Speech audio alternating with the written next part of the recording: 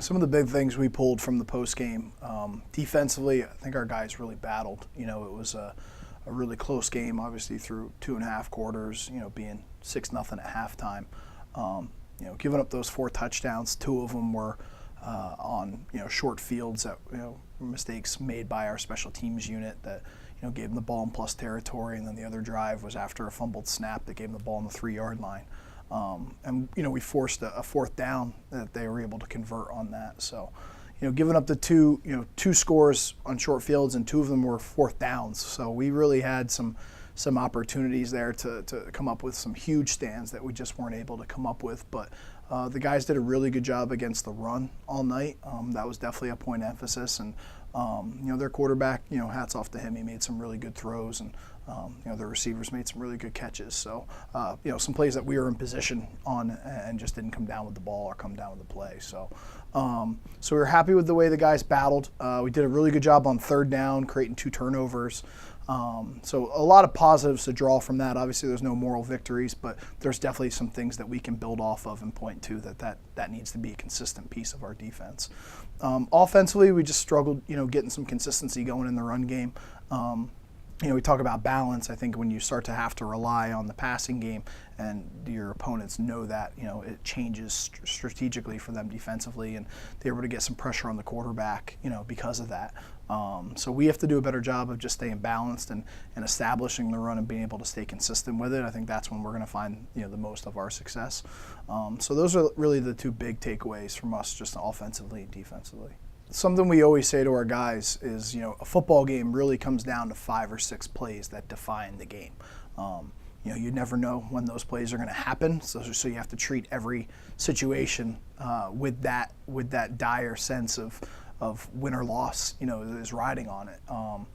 Obviously we got into some 4th down situations, down on the goal line there. We stop them on 1st and 2nd down.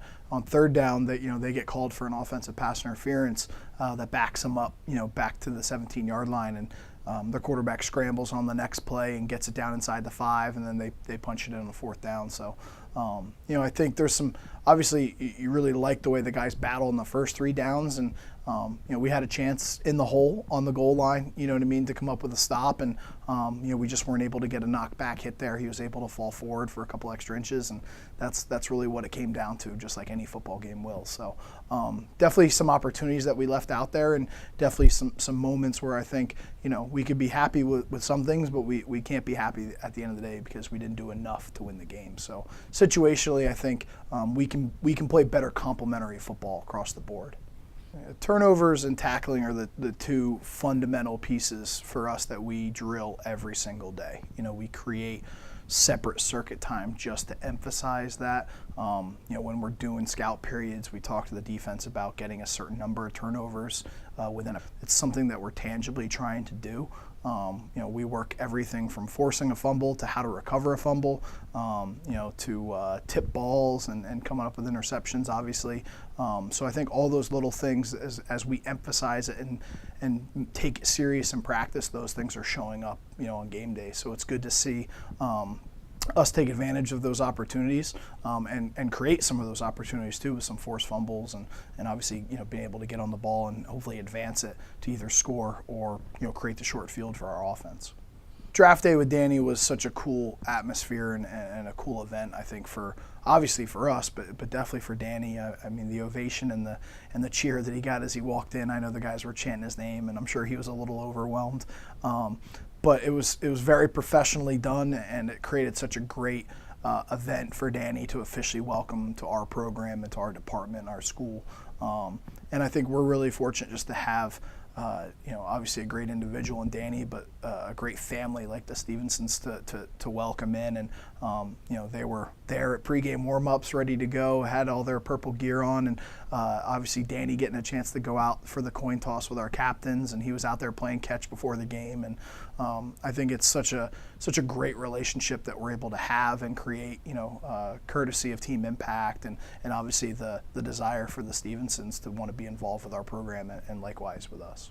Yeah, it's a great, learning point and coaching point for our team to be able to mature and go on the road and be battle tested on the road. I think sometimes it's easy to prepare at home and know that you're going to stay at home, but there's a lot of outside distractions, a change of environment and travel and all the little things that go into away games. And it's going to be a really good atmosphere down at Southern on Saturday. It's a 6 o'clock kickoff. They've lost their last 2 games, so they're just as hungry as we are. So I think it's going to be a great football game. And for us, I know our guys are really, really excited just to get back out there and get out there and execute and play good football and try to win a game. Southern Connecticut's been a really strong program in our conference for a really long time. They're very talented. This year, they're doing a great job of running the ball. I believe they average just over 200 yards a game rushing, which is just ahead of us. They've got 2 really talented tailbacks. They've always been great up front with the line, both sides of the ball. They're big up front. They're definitely attacking style on defense. They'll challenge you and play some man coverage and try to get after the quarterback. So we have to do a great job of obviously limiting any big plays, establishing a ground game and stopping their rushing attack because they've got 2 really talented tailbacks. The biggest thing for us defensively is to control the ground game. They do a lot of fullback-oriented run game. And like I said, they're the second best rushing team in the conference through 3 weeks of the season. So we definitely have to be able to get ourselves off the field and stop the run. Offensively, we have to establish our run game. We got to get back to our roots, and we struggled with that last week. We got to put ourselves in some third down situations where it's not pass heavy or doesn't have to be pass heavy. And I think special teams wise, something that we didn't do a great job of last week was really controlling field position. We gave up a couple of returns and a turnover on special teams that really kind of influenced the outcome of the football game. So I think it's just getting back to our fundamentals and being able to cover and tackle and flip the field when we need to.